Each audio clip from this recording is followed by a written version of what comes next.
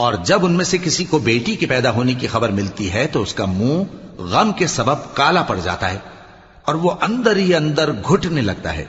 اور اس خبر بد کے سبب جو وہ سنتا ہے لوگوں سے چھپتا پھرتا ہے، سوچتا ہے کہ آیا ذلت برداشت کر کے لڑکی کو زندہ رہنے دے یا زمین میں گاڑ دے۔ دیکھو یہ جو تجویز کرتے ہیں بہت بری ہے۔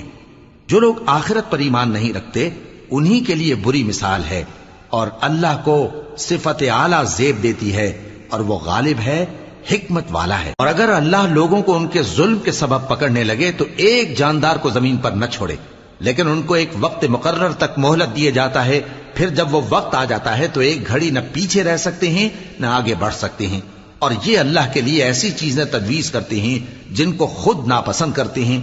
اور زبان سے جھوٹ بکے جاتے ہیں کہ ان کو قیامت کے دن بھلائی یعنی نجات ہوگی۔ کچھ شک نہیں کہ ان کے لیے دوزخ کی آگ